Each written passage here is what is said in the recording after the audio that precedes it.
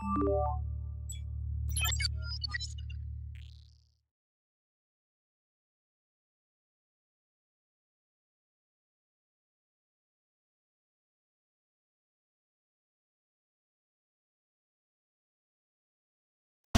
is flourishing because Hero Society is collapsing. On the next all-new episode of My Hero Academia. I felt this earlier, too. The future we're heading for is built on chaos. The lies you heroes spew won't matter anymore. Guys? He's breaking free. Never know! My Hero Academia, Saturday at midnight. Only Toonami on Adult Swim. Luffy claims victory in the World Martial Eats tournament, but he's not alone. Contestants Goku, Toriko, and Luffy all reach the goal at the same time! When an uninvited guest crashes the after party. The legendary glutton of the deep. Watch out! It can make its body grow rapidly by devouring the life energy of other creatures. Is there an antidote or something? Catch the alchemy and bring it back. I can cook you up an antitoxin. Pirate and gourmet alike Super Gotenks is ready for a fight! must battle side by side to turn the tide. I wasn't expecting it to evolve that far. I got this. Feast your eyes on history's strongest collaboration. An all-new mouth-watering One Piece. Next Saturday at 1 a.m. Let's stick a fork in this big fish. You okay? Dinner is served. Only Toonami on Adult Swim.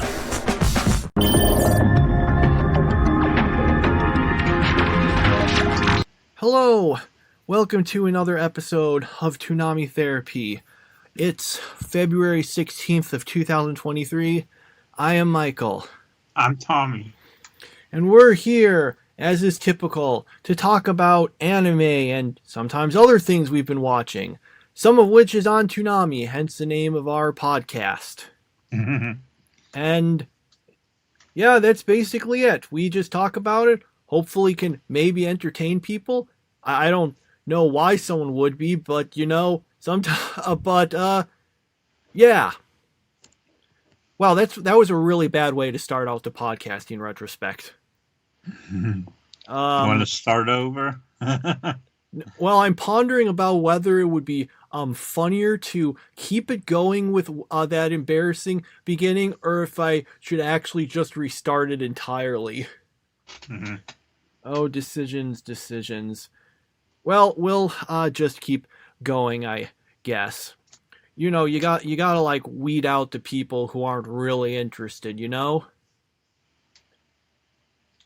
Anyway, before I say more stupid things, let's actually start. Okay. Alright, so we've got in My Hero Academia episode 122 on Toonami. That's our first thing. So basically, what happens here is last time we had the thing that hit Eraserhead to try to get the quirk erasing thing. So he does what any reasonable person would do. He decides to amputate his leg to prevent it from spreading to the rest of his body. He's able to slice his leg off very cleanly, in fact. Like, how do you do that? Because he had to be getting rid of it very in just one slice. Like, what was he using? Because legs don't actually come off that easily. At least I heard they haven't. I mean, I don't have personal experience. Anyway, he gets distracted as a result, so Shigaraki manages to hit his eyes to deactivate his quirk. So he's able to, like, use all of his own powers and stuff. So he's fighting, and he does a bunch of fighting against Deku, and Deku actually seems to be doing fairly decently, because it mentions something about how Shigaraki was not he awakened too soon or something, so he's not completely ready. We have some flashback stuff to Deku learning some of his abilities, and then then Shigaraki the cliffhanger ending is basically Shigaraki tries to hit Deku with some attack, but then Bakugo intercepts it and gets stabbed instead. So he's one of the most popular characters, so he'll probably be fine. Yeah. Yeah. Pretty good episode, I thought. Yeah, I did like this one a bit. It's just my problem is even when I never feel like I have that much to say about My Hero Academia. So we like say, okay, here's what happened. And then we say, was it? And then we say whether it was good or okay or whatever. And then we're like, okay, moving on. Yeah.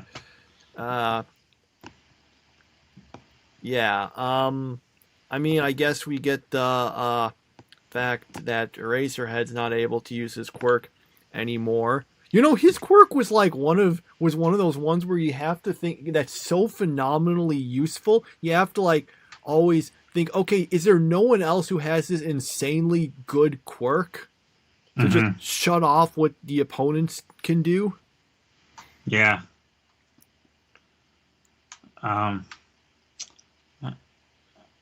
It's kind of like that, what's it called in Naruto? Sharingan or whatever? Well, the not really, because the Sharingan doesn't stop abilities. Actually, the Sharingan does so many things that that is kind of crazy. But when it was introduced, it was said, okay, you can use this to copy abilities. And then later on, the Sharingan got, and I can also hypnotize you and make you live out in a few minutes like several hours of torture. Also, I can use it with this other thing to hypnotize the world, and I can make the Sharingan just does everything eventually. Yeah. Which is, I guess, kind of like the way One for All, Deku's quirk is starting to work. It's like, hey, you get all these other abilities. It does everything eventually. You thought it was just something like you punch really hard, but no. It can make whips appear. It can do all this other stuff.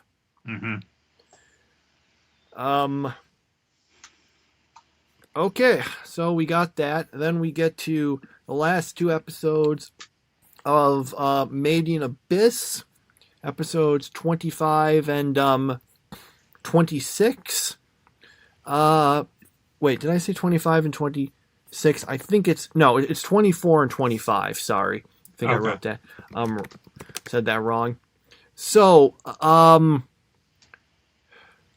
it's wait, I'm sorry. It's just, I see why I'm getting confused. It's just episode 25. 25 is an hour-long episode. That's what was going. That's why I was confused when I was looking at the stuff.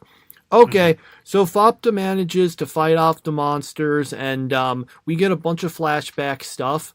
And I was thinking, okay, we're getting the big flashback for Fopta. This is just going to be the sign that she's about to die. No, it turns out Fopta lives, and everyone else that was introduced in this arc dies. They all get absorbed by the abyss, because I can't remember the specifics of how it works, but they just I can't remember exactly how it was working, but I think it was because the shield thing was no longer protecting the village. It made it so that it started affecting them, and they all kind of started dying by vanishing or something like that.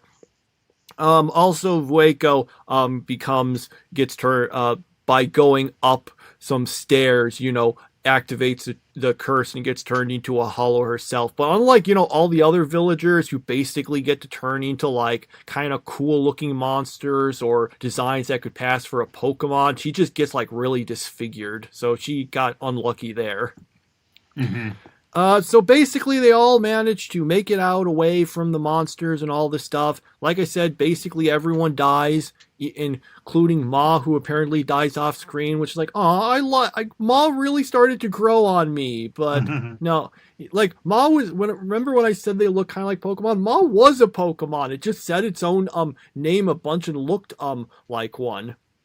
Mm-hmm. Anyway, so like I said, everyone else is dead. I said that a few times, but I just want to mention that again. And then the now that Rei, Riku, and Nanachi are with Fopta and say, "Hey, Fopta, wanna join with us?" And Fopta says, maybe." And then if you want to know what happens next, well, you're not going to get much because there's only like 3 chapters out after this point. There's only 1 volume of the series still. So, but that's where we end here with a kind of non-committal ending as to whether Fopta joins or not. Mm-hmm. Yeah. Wow, I didn't know this was. I guess I was under the impression that there was like a lot more of Made in Abyss to go, but I guess there isn't. It's because the manga had a really, really bad update schedule for the last year or two. Not quite on the level of Hunter x Hunter, but still pretty slow, which is why we are barely past this point in where the manga is. Mm-hmm. And yet apparently they announced they're going to have a sequel to this season. So I think I mentioned it before, but I'm going to guess that what my speculation might be that the original author of the manga just doesn't want to make the manga anymore. Like the last chapter released was in like May or June or something like that of last year. And so they might just not want to keep doing it, and they're just going to tell the anime people all the stuff they were going to have it do, and then it'll just be concluded in anime form. So that's what it might be. It might, or maybe he's just been holding on to it this whole time, and it'll just release all of them at a bunch of chapters at once. Who knows? But speculations aside, this was the end of the season and the arc, at least. So I guess we can talk about that. Mm-hmm. There were things about this season that I thought were good, but there's also a lot of stuff that wasn't so good. Like, I had hoped for a lot more from Nanachi. I was expecting Nanachi would have a big role in this, and it was kind of like, no, Nanachi is just gonna sit around and suffer and then appear at the very end. And it's like, well, you added Nanachi to the group, so wouldn't you want to take advantage of having this character as one of your 3 main characters? But I guess they didn't, and they wanted to spend a whole lot of time on those people who never appeared again, and were kind of just not as interesting. I don't know why they spent so much time on that. I really don't get that. But I will say that I kind of like what they did with the main characters. They became, more, I don't want to say powerful, but they, I don't know what word I'm looking for. Competent? Yeah. they were just better, Yeah, I don't, and yeah, you're kind of right that Nanachi just got written out of a lot of this season. Nanachi just is like, oh hey, look, it's a copy MIDI. I guess I'll go to sleep now. Mm-hmm. And then MIDI dies again. But so a few thoughts. First off, I will say this season was definitely better than the first, I thought, because, stuff happened, whereas so much of season 1 was just preparing for things to happen. I'm honestly a little, I guess I'm the contrarian, but I really am confused by a lot of like the praise the first season got when it got more interesting towards the end. That's definitely true, but a lot of it really was pretty slow. For me, the series didn't really start to get me interested until we got to the movie. That was that made me more interested in it. And this, I did not like this as much as the movie, although on the other hand, I have to wonder and think maybe it's because the movie did it all in one go, and watching this over the course of 12 weeks or however many episodes it was, hurt it. But I do think this season I think it was better than the first because more stuff happened, but there were definitely points where it did kind of seem like things kind of stopped for a while. And while we waited for more things to happen, it does feel like it kind of went on a little longer than it had to. Yeah, I agree with pretty much everything you said there. That first season, so much of it was that they were begin their journey down into the abyss, and it took so long for that to happen. And then it delivered in the way that everyone said that, oh, this is going to be, really dark. And it's like, okay, it was really dark, but it took so long to get there that, but I'm glad we watched that movie, because I feel like without that movie, we wouldn't really, have enjoyed this season that much. So I'm glad you made me watch that movie, which was pretty good. Yeah, I feel.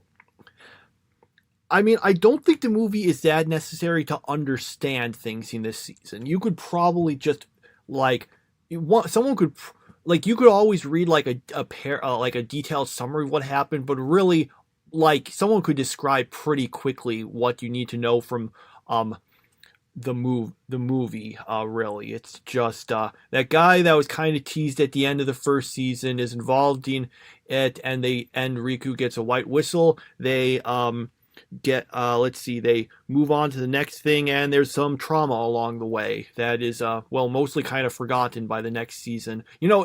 These kids managed to have all these super traumatic things happen to them, and then next episode let's continue on our adventure. So yeah, we've gotten all of that. Let's see, was there anything else I wanted to say about it? Let's see. Yeah, just I guess my concluding thoughts is, when we finished the first season, I just kind of thought, well, I mean, I can just completely leave this. If Toonami shows Made in Abyss again, I guess I'll check it out of obligation, but I don't really have much interest or desire to continue. And at the end of this, and after watching the movie and this season, my thoughts are more, well, I'm not so invested I'm going to go out of my way to make sure I check it, but I'm definitely if we get another season, but I'm definitely more interested in continuing to watch it if more comes, if we get more. Not so much that I'd want to immediately check it out if it comes out, but if we get another season and people say it's decent, and if for whatever after a while it just never gets put on Toonami, I might watch it on my own. So that's not the most amazing of I have to see it, but that's definitely a big step up from where I was left at the first season. Yeah, I hope we get to see more of this on Toonami, but it's something though where I feel like, okay, you know, I don't really need to see anything more. It's like the, it was good. It wasn't great, but it was pretty good. And if you consider the entire body of work, that's the thing about this show is that there weren't really any, or not that many, like outstanding episodes, but um, as a whole, it was a pretty good show. Yeah. So, like, yeah, I'd agree. Not something I'd go out of my way if there were more episodes, but I might eventually, if they have more episodes and it never shows up on Toonami, I'd probably check it out or at least see what happened. Mhm. Yeah, and I guess we'll see what happens. Like I said, apparently there's more Made in Abyss anime coming, but we don't know exactly what that's going to be if there's not source material. I suppose we'll find out more on that eventually, because the problem is they'll often say, hey, there's more anime coming of this series, and you're like, okay, is it going to be a series or is it going to be a movie? And then they don't say, and you have to wait several months before they even give that extra information. Mhm. Speaking of which, apparently Licorice Recoil they announced there's going to be more of it, but they didn't say whether it would be a series or a movie or what, but there's apparently going to be more.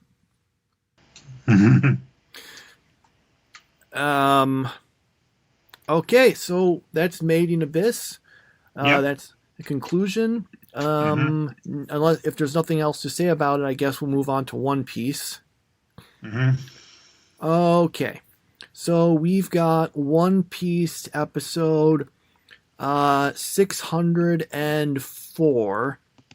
So the some of the remaining Straw Hats who are outside, along with that brown beard guy, are trying to get into the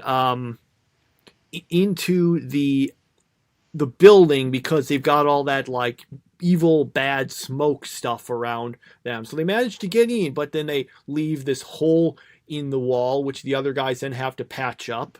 So they all manage to get saved in doing so. Sanji and Nami finally switch back to their regular bodies. Yeah, that was a real relief for me. I'm like, finally, we can get that over with. And then when with all the main characters reunited again, and along with them being with Law now, they're like, okay, let's go and fight.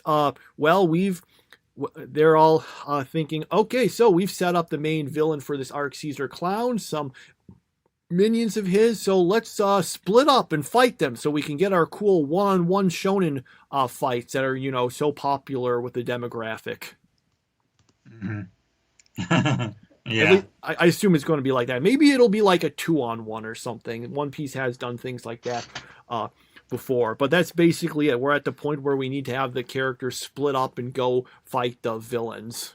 And now we have to, well, if it's Bleach, it would have to all be one-on-one battles. So hopefully they're not all one-on-one battles, but like even that was the thing about Bleach. It would it would start out as like 2 against 2 or 3 against 2 or something, and then it would always come down to just the most powerful of each one would go at each other. Like I think they had Soifon battling alongside her lieutenant, who was like virtually useless. So they just like kind of like just made him. I forget what they did to him, but yeah. I think his contribution to the fight was, this has been a long time, but when Soifon's fighting what's his name? Baragon. Yes. Aragon, yeah. Yeah. I think his job was to distract a bad guy for a bit so she could she could charge up her Bankai, which ends up not beating him anyway. So so Hachi shows up and in a new one-on-one battle manages to beat him. Yeah, here's one thing I've never understood.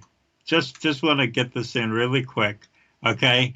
I don't want to spend the whole time talking about Bleach, but like if you have the power to defeat someone by hitting them twice, like isn't that like really, really good and you'd want to use that?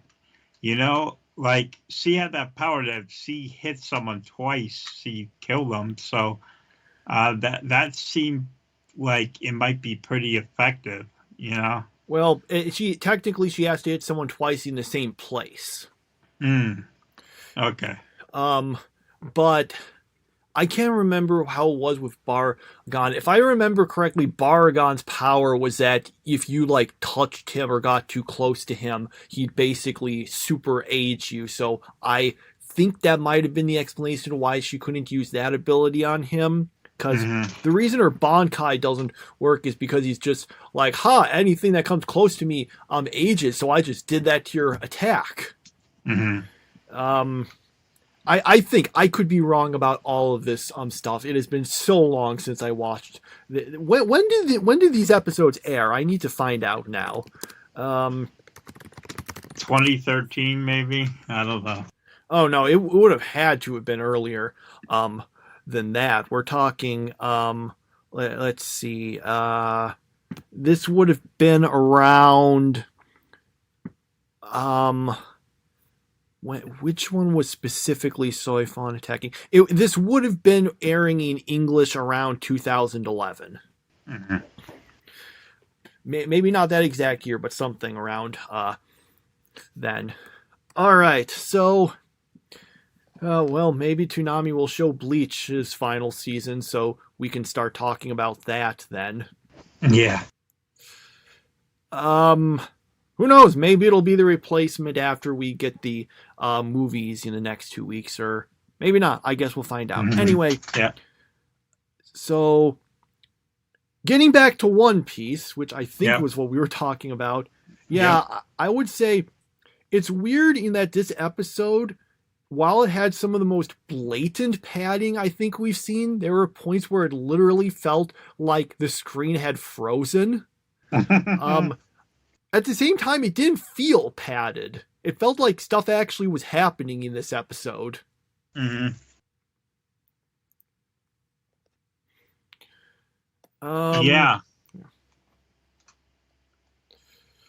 That's all I got.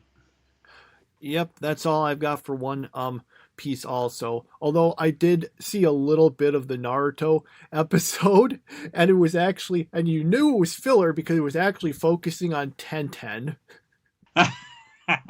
Actually, I think I saw two because I nodded off at one point during One Piece, and I woke up and Naruto was on, and I was like, what the hell is going on? And then I realized it. I was like, oh, crap. I mean, I remember the whole thing about Sanji and Nami getting switched back, and I was really happy about that, but then it was like, I like blinked, and suddenly it was Naruto. So, I don't know how that happened.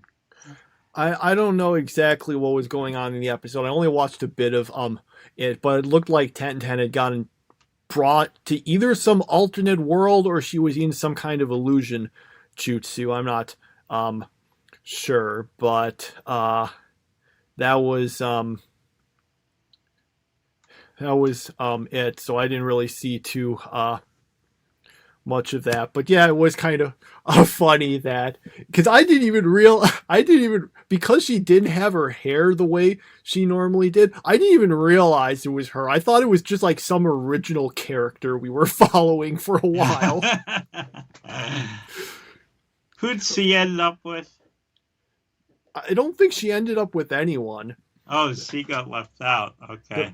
We do see her in the final chapter of the series where there's a joke about how she has a weapons shop, but she isn't able to sell them because there isn't a war, so people aren't buying them.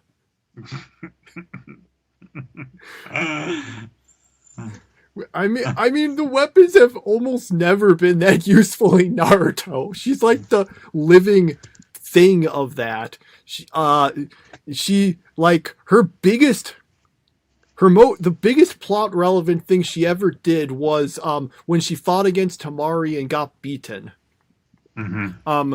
Which by the way, you saw they did devote an episode to it in the anime. In the manga, you don't even see it. She gets beaten off screen. Like one of the biggest cases of jobbing that you've seen. Anyway,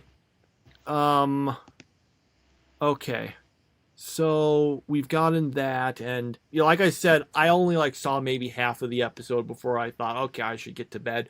So I don't know how it even resolved. Mm-hmm. Okay, so we've gotten that. Then we can move on to the other stuff that's not the Toonami things, and we've got JoJo's Bizarre Adventure, Stone Ocean episodes 28 to 29. So after we went through the so basically they're still going after Pucci. Is that how they pronounce it, or was it something else? I feel like it's Pucci, but when I say Pucci, I feel like I'm talking about that character from The Simpsons. That it was from this episode where they introduce him into this cartoon series in the series, but no one likes the character and he gets killed off. So anyway, but back into this one. So they're going after they're trying to find Pucci, but he's gotten he's hiding in this place with this ally who has the stand netherworld. Well, I think they call it underworld. But anyway, it apparently has the ability to put you into stuff that happened in the past. So it traps Jolene and Hermes in this plane that is going to, in this flashback essentially of this plane that's going to crash. So they have to find a way to survive it. They managed to, thanks to getting some help from oh man, what's his name? I can't remember the kid. His baseball boy. Yeah. I don't know his name either. Dang, if someone were to tell me what it was, I would remember, but I can't remember. Anyway, he's able to tell them, okay, you just got to get to these seats because the people sitting in those seats survived the crash. But they come into a little bit of a complication because the bad guys send some kids from the hospital into it, so they have to find a way to save them along with themselves, which they manage to do. And then they beat the enemy guy, although I think Pucci manages to get away. And then we get that repetition of the point about how Weather Report is actually the Pucci guy's brother, and I think he gets his memories back because he forgot them. And yeah, that's this episode. So this episode's stand-ability felt like the author was thinking, I wonder, I just had a battle in which the person's stand-ability let them bring fictional characters to life. I wonder if I can make something even weirder. Did we watch 2 or 1 episode of this? Okay. I thought you said just episode, and I'm like, I thought we watched 2. Yeah. I thought that whole plane thing was very exciting.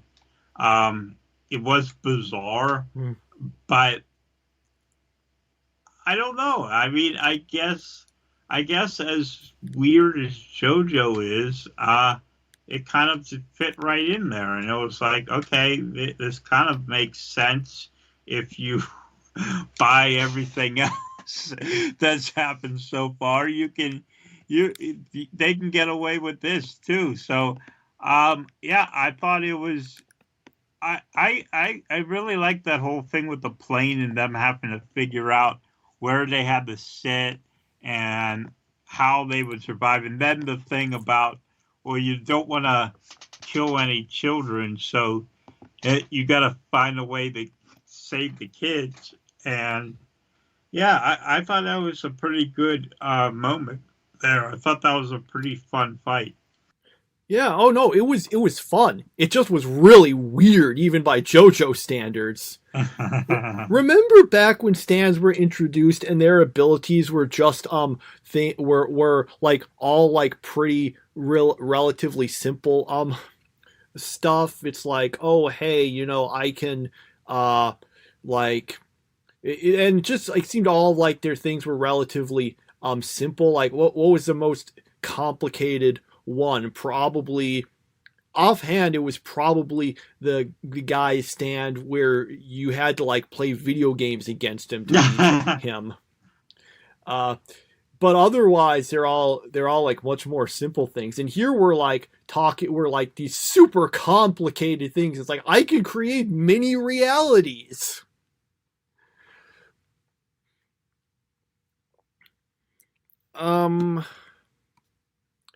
Yeah, so yeah, it was fun. It was weird, but it was fun, and I guess we'll get some more stuff with weather reports soon.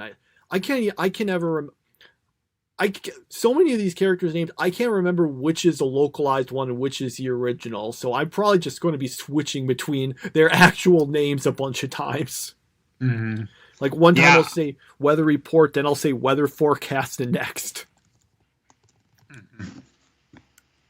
Yeah, I don't know what their original names are, so whenever I see them, I just remember what they call them here. So, a few of them I knew their names going in, so that's why I in those cases will sometimes be switching between them. Mm-hmm. Okay, that's JoJo, and yeah, then we'll move on to, we'll be getting on to Blue Lock episode 14. So, because they've lost Isagi, whose name I actually can remember him now. I can remember the main character's name. Not anyone else's name, but I at least got him. Him and the white-haired guy find out that after you lose, you have to wait 24 hours to go up against someone else. And they have to go up against, you know, another team of 2 people. So, you know, it's mostly about them kind of mulling over things and trying to figure out how to improve stuff. Then they go up against another team, which supposedly is also a team where one guy is really great and the other one is not so good. Mm-hmm. And then we're going through. So then they play some. They play against them some, and even though they're kind of. What score were they at the end? I remember they were tied at a point, but then I think the other team got the goal. And Isagi's like thinking, oh no, even this guy is beating me, so I guess he'll just have to level up and in order to win this game. Mm-hmm.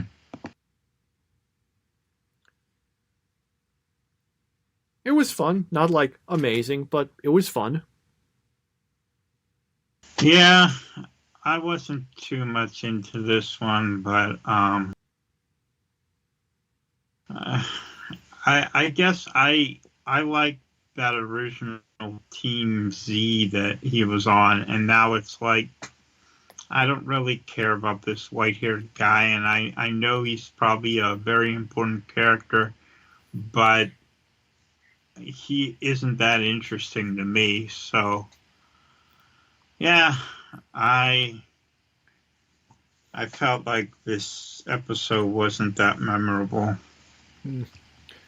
Well, my prediction of what's going to happen is that Isagi and white-haired guy are going to win, and then for their team, they're going to pick like the guy.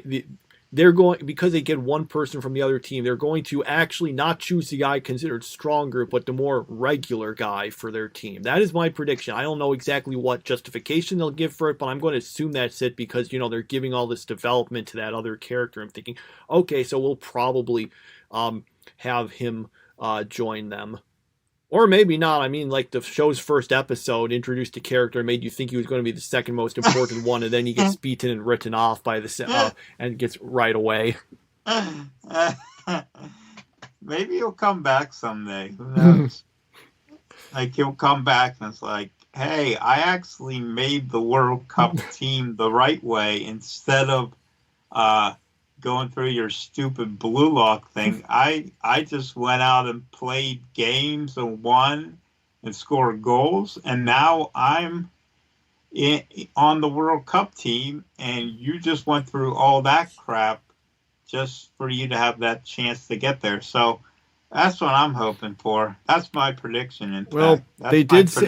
they did say that anyone who loses at blue lock will be ineligible for the World Cup team. Maybe, honestly, he might be better off in just if you are a soccer player but you can't play soccer, what's the sport that it makes the most sense to transfer to? What has the skills go the most? Since they're all strikers, which involve a bunch of running, I would guess that probably the sport that would be like the next best thing would probably be track. No. Soccer players become kickers in the NFL. There's a lot of soccer kickers who have gone on to become NFL kickers. It's actually kind of common. So, yeah, okay. that's where you'd go. You'd have to play the position of kicker. You wouldn't be able to become a quarterback, but yeah, you could. Like one of the first really good. In fact, this one kicker, he was a soccer player. His name was Gero Yepremian, and he invented a different style of kicking field goals. And it was called the soccer style, where he set up at an angle and then ran up and kicked the ball. Before that, all kickers would just stand right there and kick it without running up to the ball. Well, he invented that. They call that soccer style. Now everyone does that. No one does the old kicking where they would just stand there and kick it. No one does that anymore. That got phased out of the league because he started doing that, and he completely revolutionized the game. And he was a soccer player, and that's how he got into football. So yeah, soccer and football kicking that's a very good skill to have, because you can become a kicker, which is kind of a thankless position unless you're the guy who won the Super Bowl last week with his kick, and then you're a hero. Okay, well, thank you for saying that, because I do not know sports enough to know any of that. Although the downside is, since football is a lot, you wouldn't know it necessarily from watching iShield 21, but football isn't that popular of a sport in Japan. Although iShield 21 actually made it a lot more popular. Yeah, it did. I wrote an article about that. Got it published, all about American football in Japan. So, I got a article where I researched all of American football stuff that's happened in Japan, and it got published in the PFRA, Professional Football Research Association magazine. So, is it online or is it only in the magazine? It's in the magazine, but you have to have a membership to view it. Okay. All right. Well, that was definitely that gave me some information I didn't have Before? Okay, so I guess soccer players who go to another sport, it's normally football. Is there anything else that they might go to? Or is it really just mostly just football? Uh, uh, boy, I really don't know. Okay. And just yeah. and just to explain to any international listeners, when we say football, we're talking about American football. Because Yeah. it's some people, they might hear, wait, going from soccer to football? Aren't they the same thing? Okay. So, yep, that was then Blue Lock. And then lastly, we get Fate Apocrypha, episode 5. So, homunculus guy who we get the name, who now has the name of Sieg, because he's like, well, I'll just take it, because the guy who saved me was named Siegfried. So I'm Sieg. So he got that heart so he can live normally now. Joan of Arc manages to get the other guys to let him leave and just leaves him with this other guy to take care of. But we know he's going to come back because one, she mentions that that she somehow knows it, and two, I think he's one of the main characters. So yeah. Mm-hmm. In the meantime, let's see, what other stuff. So we get that stuff. Meanwhile, we have some of the other stuff with the Black faction, I think they're called.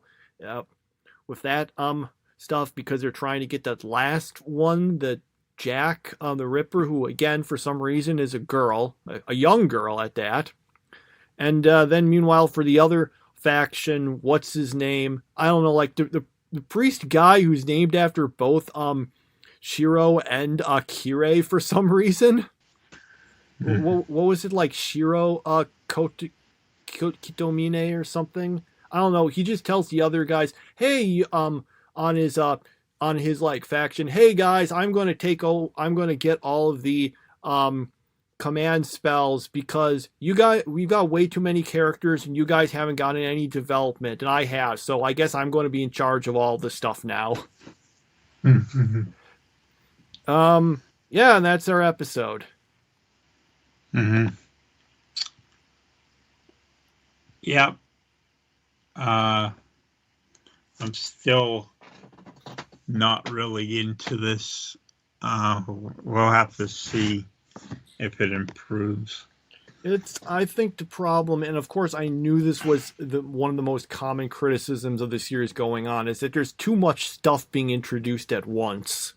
Mm-hmm. Like with all these characters and all these servants and all this stuff, whereas I feel like, well, Fate Stay Night Unlimited Blade Works was like much like, it was just like, okay, here's like some characters, we'll introduce the rest more gradually.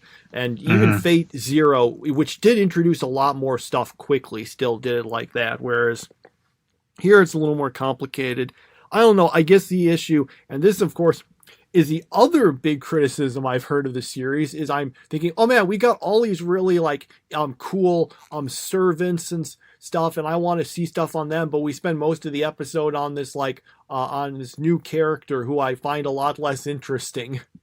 Mm-hmm. Which is again the other big criticism, where people say that it focuses on him a bunch rather than other possibly more interesting characters. But I got some enjoyment out of it, but it definitely has not hit the ground running as easily as Fate Zero did, and it's harder for me to compare Unlimited Blade Works, because while I liked that from the start, I'm pretty sure it would have taken longer to grow on me if I hadn't seen Fate Zero first. Mm-hmm. So maybe this will grow me a bit more, but I mean, it's decent. I just kind of feel it needs a little more focus, I guess. Mm-hmm. Okay.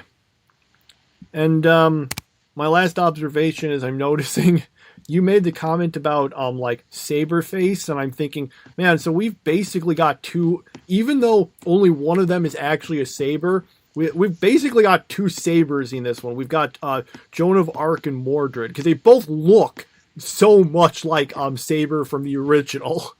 Yeah. Yep, that's the Saber face problem. I mean, they both even like have like the same hair color. What was Joan of Arc's actual hair color? Do we even know? Let's see. Some drawings have her have it be brown, but I'm gonna guess but those were of course done way later, so I have no idea if that those are in any way accurate what she actually looked like. Mm-hmm. But yeah, so that would be Fate Apocrypha then. Mm-hmm. Okay, I guess that's our discussion for the episodes we watched then. We can give any top 3 stuff then? Yeah. Okay. I did my top 3 while we were sitting here. Third place is One Piece, which gets on the board for the first time this year. Second place is My Hero Academia. That gets on the board for the first time this year. And JoJo is my show of the week. So, second time in 3 weeks. So, I guess JoJo's been in my top 3 of the last 4 weeks. So, I guess it must be getting better. For me, for third place, I put Made in Abyss. Second place, My Hero Academia. And first place, JoJo's Bizarre Adventure. Okay. All right. Well, anyway, way back when we did our best and worst lists of 2022, we were thinking, okay, well, Yashahime and Made in Abyss haven't finished yet, so maybe when our rankings for them might change a little when we finish with them. So now we finished with them, and do you want to retroactively make any adjustments to where you put them in your list? Nope. Okay, Nope. Simple and to the point. I think that looking at them, I think I would... I'm not going to say exactly where they were. You can listen to the previous to the episode we did of that if you want to. But I would say I think I'd keep Yashahime in about the same place. I think I would bump Made in Abyss up 1 slot. Well, actually, let me think. What's that? No, actually, second thought, I'll keep it exactly where it was because while I did like the later stuff, I still have to hold its kind of weaker start against it because we watched the whole thing. So yeah, my list is the same, so that I guess keeps things simple. Mm-hmm. All right. So all right, I guess that's our stuff in terms of what we're talking about there, and yeah, I guess that would be it. Anything else you wanted to talk about? Nope. Okay. That's about it. Okay, everyone, we'll see. In that case, that will be that for this episode, and we will see you again next week. Bye. Hello everyone, welcome to Toonami Therapy, today on February 23rd of 2023. I am Michael. I'm Tommy. And we're here to talk about some anime, only really one of which aired on Toonami because they only had My Hero Academia and then a movie which you didn't watch. Mm-hmm. So maybe I'll say something quick about it because I actually did watch it. But first we'll go into the My Hero Academia episode. So we were on episode 123. Okay, so basically, I can't remember exactly how it's accomplished, but Deku and the original person who had One for All getting to this lengthy conversation in some sort of mental space with All for One, Wait, what did I say? The original wielder of All for One or One for All? When I said that. Okay, well, Deku's quirk is the One for All, and they're talking to All for One and Shigaraki. And why do they have to do that? I get those mixed up. I told you it was hard to keep track of.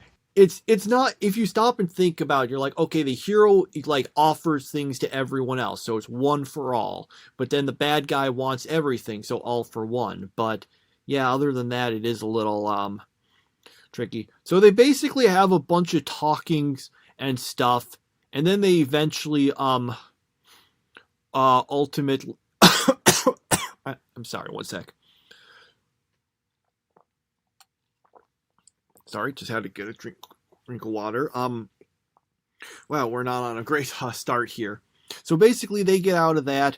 Then it cuts to some of the other characters. We have Toga, the sort of crazy shape-shifting person who's like, I need to ask Uraraka questions. So she goes and causes all this havoc to try to get her there, so she can like ask her about like what you were planning to do, or I don't know. I can't quite. I'm sorry. Look, we watched this last Saturday, and I've had a completely crazy week that has frazzled my brain. But she was asking her something, and Uraraka's like, "What? You did all this just for that?" And yeah, that was the episode.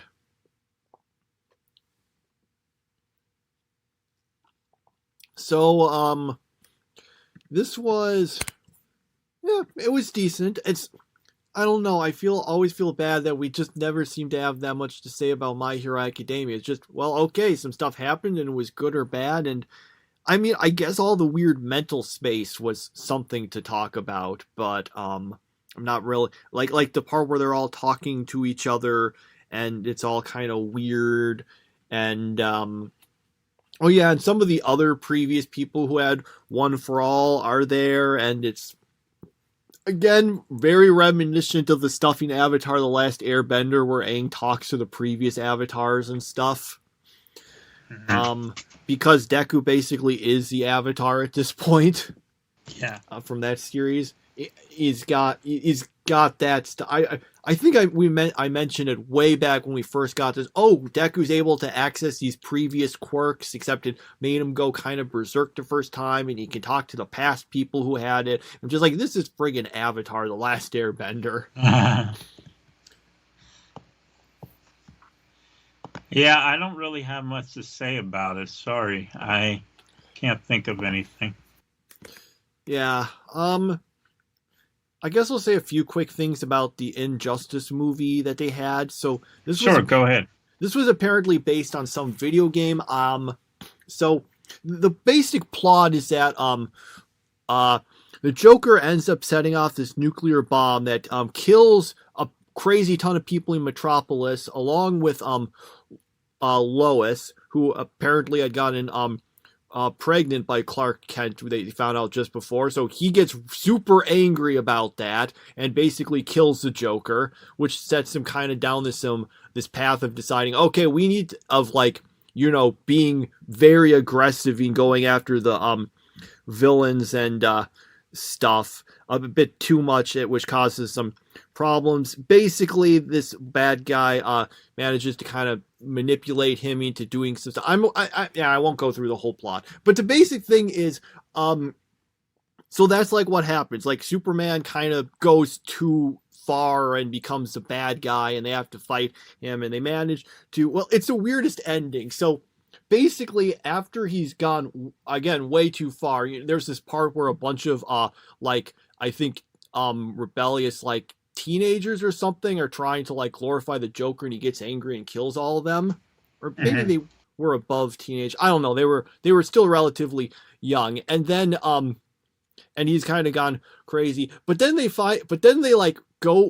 he meets this alternate universe Lois, who apparently is pregnant but her Clark Kent died, and he sees her and she tells him, oh, you shouldn't do all of this, and he's like, well, I guess all the stuff I was doing was bad. Okay, you can lock me up now.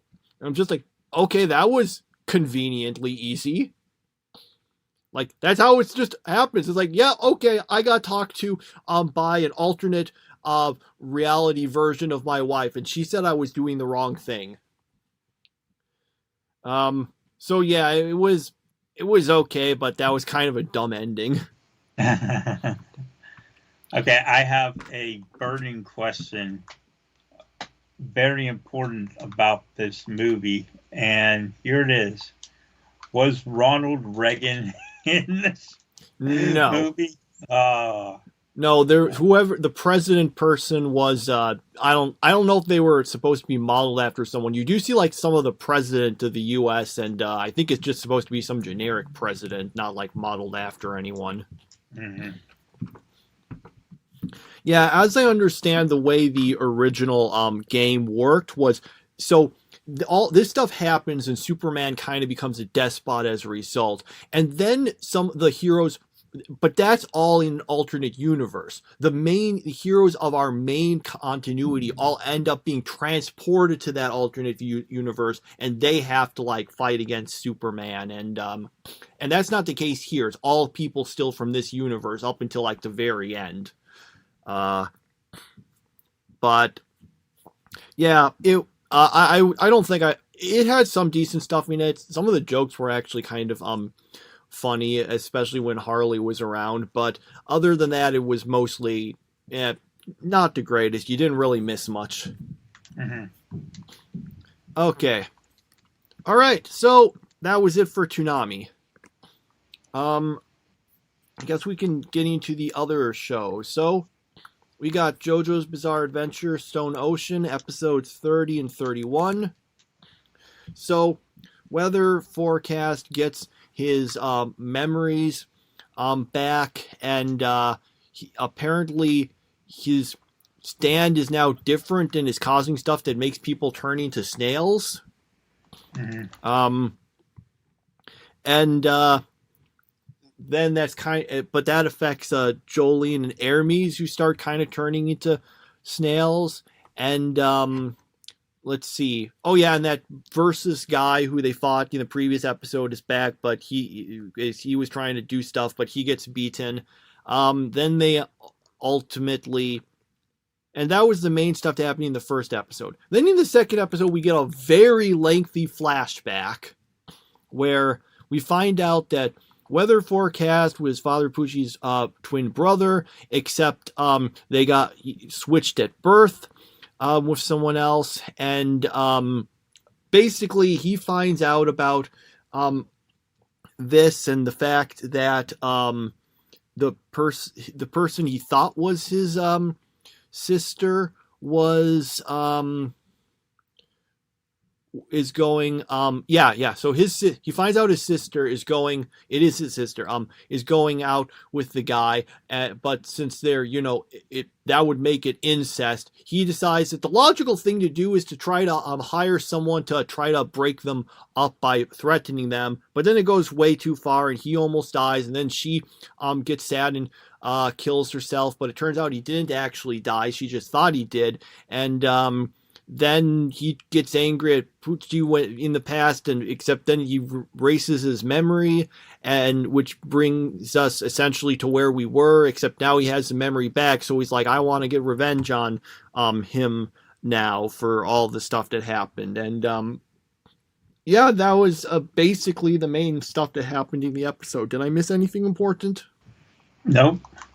No, I wasn't a big fan of these two episodes because the problem is, this is called JoJo's Bizarre Adventure, but these two episodes seem to be lacking the adventure part and the JoJo part. All we're left with is bizarre. And that's the best way to describe, like, the last 10 episodes. Now, some of them have been good. These two, not as good. Very bizarre. And, how many episodes are left? Let me just count. 1, 2, 3, 4, 5, 6, 7. Hmm. So, I liked the first episode. I mean, it wasn't like an amazing one, but it was decent. The second episode, I was kind of bored by. Like it's just so much a big flashback, and it's another case where I'm thinking we didn't need to spend this much to get this information. Also, I'm trying to figure out, maybe I'm misremembering things, but how does the timeline here work? Because Puji met Dio, and then he met him again later on. And I'm thinking, when was this? Because because the way it was, I thought it worked, was that he got out of the casket and that like very quickly afterwards started causing all those problems. But this implies that he was like at it like for a much longer period of time before he ended up actually causing anything to happen to like Jotaro and Joseph. Yeah. I don't know how it works. Anyway, so that was the stuff we had there. Like the first one at least had like some kind of like, it felt a bit like a stand fight, but then the second one was mostly not so much, really. Just a big flashback. Yeah. Okay. Also, was it just me, or did it seem like the amount of like swearing increased in these episodes? I think it's increased a lot before this. There's been a ton of swearing, and it's much more than when it was on Toonami. So it's definitely. Yep, sorry. Keep going. And it's more words that they would have to bleep out on Toonami are being used. So yeah, the language has definitely gotten fouler. Well, it was always higher than it was on Toonami, but I just felt here there was more of it than there usually was previously. Now maybe I'm just misremembering. I mean, I don't really care for it too much. I thought it was better, like the level when it was on Toonami, but then once it goes to Netflix, they're like, well, we can do whatever we want. Let's have some more of it. And I kind of feel like they want a little, and especially here, I was kind of thinking, oh man, could have dropped it a little bit, but oh well. Okay. Anything more to say about that? No, not really. Okay. So we then have Blue Lock episode 15, and well, basically the Isagi and white-haired guy manage. Look, I remember Isagi's name. That's infinitely better than I was a few weeks ago. He ends up. They manage to, as they say, level up and turn it around. And then going completely against my predictions, I thought they would choose like the player that was considered weaker because, seemed to be getting focus. And I was thinking, oh, there's going to be some reason to pick him. But nope, they picked the other guy. And you know why that was? It was because they had a big flashback of that guy. So in Blue Lock, nobody dies, but getting kicked out of the game is kind of like dying. So he had his flashback, and now he died right after the flashback. So that's why that happened.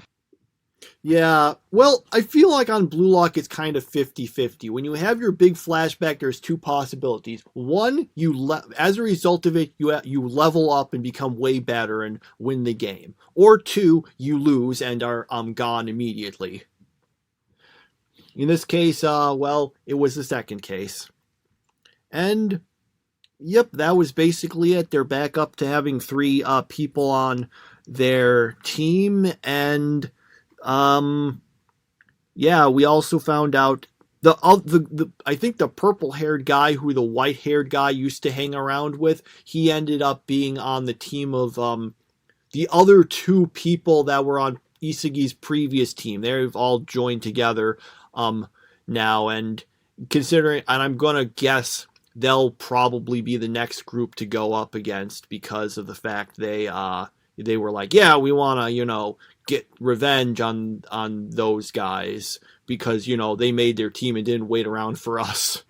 I thought that part of the end was absolutely hilarious, where Rayo was picking apart a toothbrush, and it was like, I love you, he loves me not, that kind of thing. But he was saying that about the white-haired guy, and he was going insane about it. Mm-hmm. That was really funny.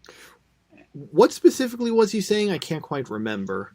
It wasn't loves me. He was saying stuff like, he'll come back to me. He Okay. won't come back to me. Okay. That was kind of stuff. Okay.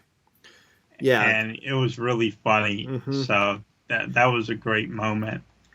Yeah, I am curious to see what happens. I mean, I assume they'll be going up against Isagi's team. The question is whether it'll be right in the next match or whether maybe we'll see them each go up against someone else, go up to like 4 players, and then they'd go up against each other to like decide who gets the 5 players and wins the thing.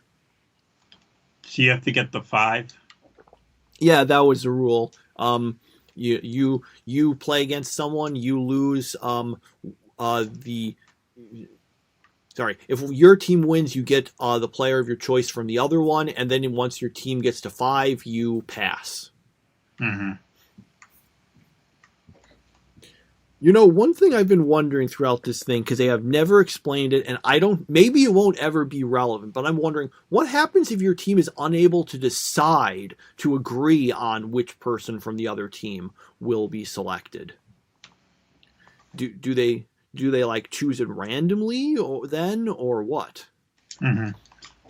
Yeah, I was thinking that it's possible for a terrible player to make it through this whole thing, because the other teams could just be like, okay, we're just going to bring this guy along, and we don't really care that he doesn't help us. We're just going to bring him along, and then he can make it to the final 5-person team and make it through, as long as the rest of the team is good enough, True, but on the other hand, even if they're a weak one and his team wins, why would the other team choose them rather than like the best member of their team?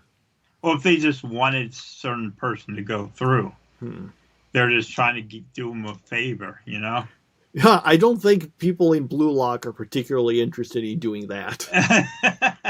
Yeah, but I'm saying it's something that could happen. True. Yeah, that is a possibility. We'll see if someone weak manages to get through. So, that was our Blue Lock episode. Then we've gotten... All right, time to move on? Yep.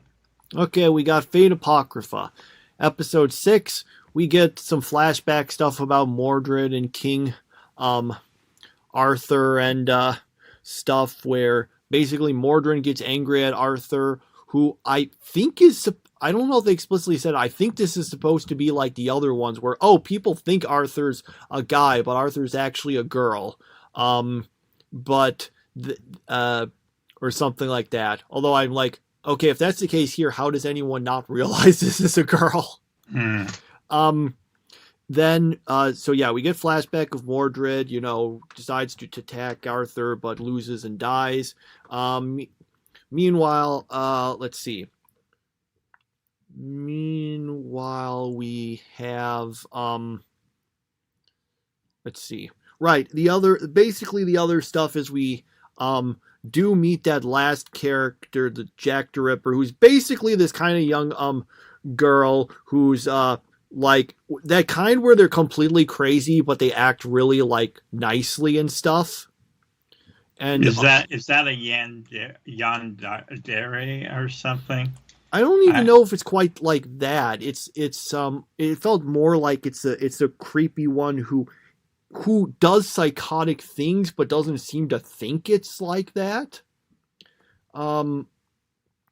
Anyway, so she ends up fighting against Mordred, but then the battle gets interrupted and they have to go against other people. And what's his name? Mordred's master, the guy they always keep calling the necromancer. Sissy-Go.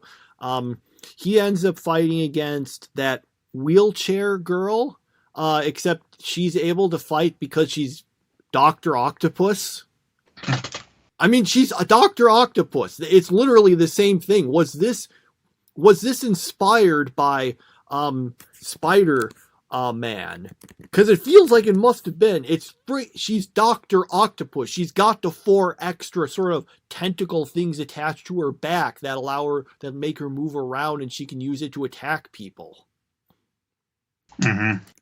Anyway, so they do some fighting, and it seems like he's managed to win by shooting her, but which is where the episode ends. It's pretty clear that he has not won and she has not died because of the fact that's right where the episode ends. If she actually died, that's a big cliffhanger that she just got killed. But because the big cliffhanger is the question of whether she got killed, she's not going to get killed. Yeah, I think yandere is the term you were looking for. Okay. Yeah, about this episode, I liked it. We get a lot of saber faces, but actually that King Arthur really didn't have a face, even though it clearly looked just like Saber. I thought it was a pretty good episode. I'm still very confused because there's all these characters, and I feel like, it would be nice if we could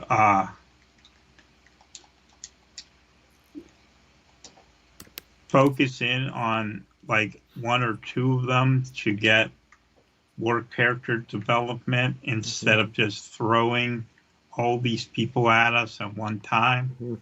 But I did like the episode. I thought the little sight gag where you just see Mordred sort of in the background fighting with this cat was pretty funny.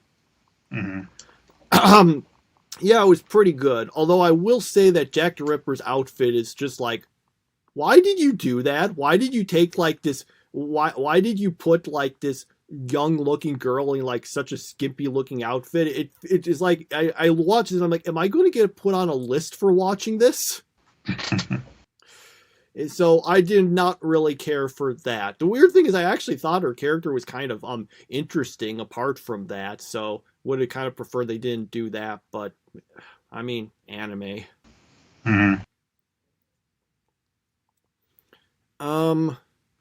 So I don't think there was too much else to say about that. We had that. I don't think, did we see any of the of Sieg or Joan of Arc in this episode?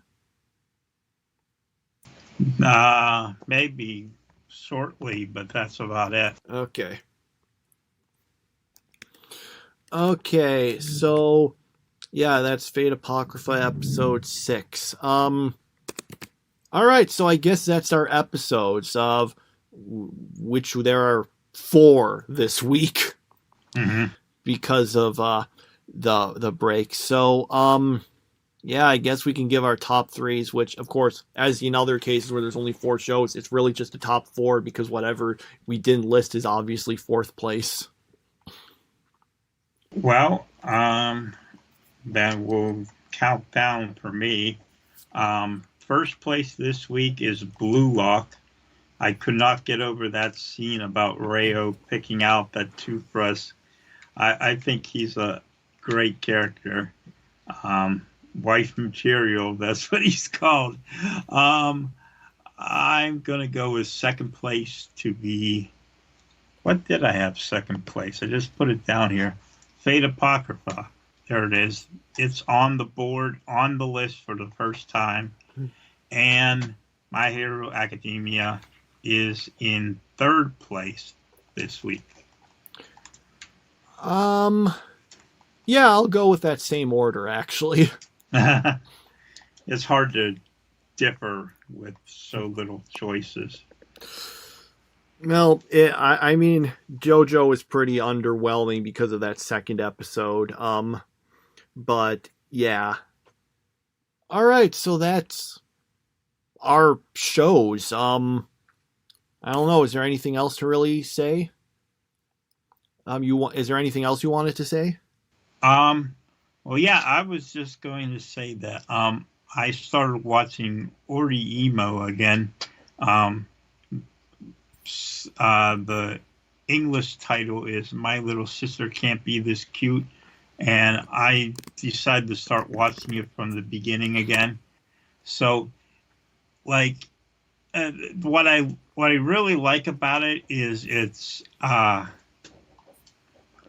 the way it portrays otaku culture, because it's like they really know what anime fans are into, and the one character who is a closet otaku see acts just like someone you would expect to be a big anime fan. And it, I know there's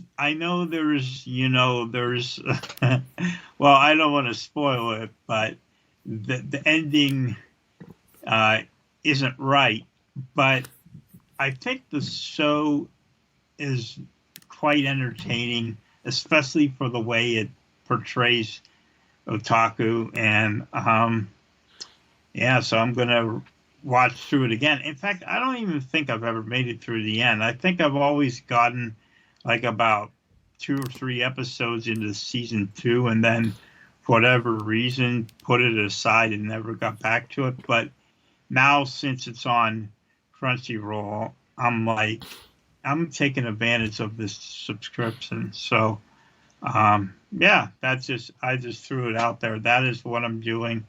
And yeah.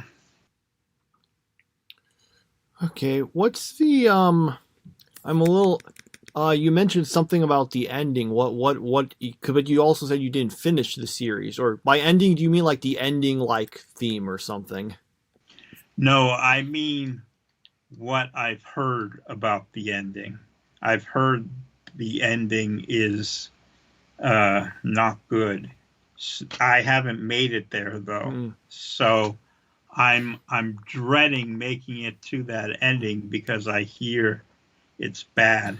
So we'll see what happens. Okay. Have you just heard it's bad, or do you know why it's bad? I have a pretty good idea. Okay. I don't know about what the anime. It's another series that's based on a light novel, and I have no idea if the anime goes through all of it. Probably not, because it looks like there's 17 volumes of the thing, and you're not going to get through 17 volumes in two seasons. So, and actually, let me just check something quick here. Oh yeah, and the second season of the anime aired 8 years before the light novel series concluded. So obviously it's not going to get to the end, unless it's one of those cases where they just kind of get told, okay, this is about where it will end, and they just kind of fast forward to it or something. So yeah. Okay, well, I guess there's that. Next week we'll again not have much to talk about in regards to Toonami other than My Hero Academia, unless we decide to both watch the movie, which is, I can't remember, Justice League versus like some Fearsome 5, Justice League versus, it's something. Okay, I need to find this out because this will bug me. Justice League versus the Fatal 5, that's it. If we watch that or not. Apparently the week after that they're going to have a special One Piece episode, and because they're still stalling before we get to find out what the new shows are, or new show. And so that's the way that'll go. In until then, we'll just keep watching with the regular schedule of the non-Toonami stuff, and we'll see how that goes. Yeah. All right, everyone, that's that for our podcast, and we'll see you next week. Bye.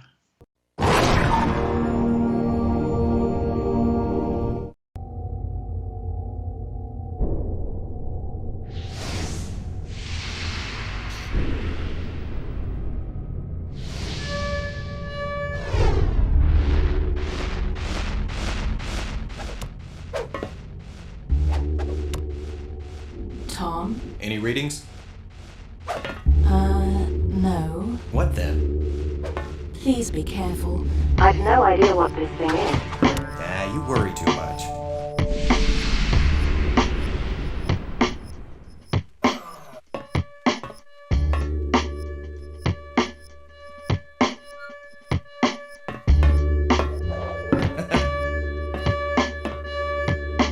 Open it up. Lights. Whoa, those lights are out? They shouldn't be. Hit the emergency lights.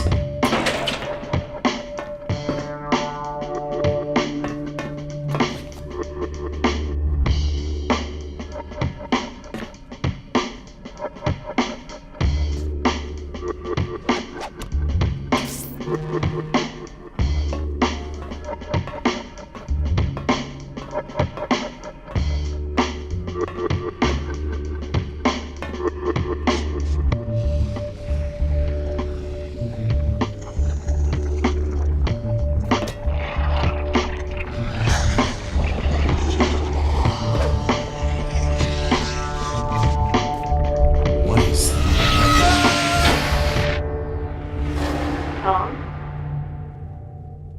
Tom?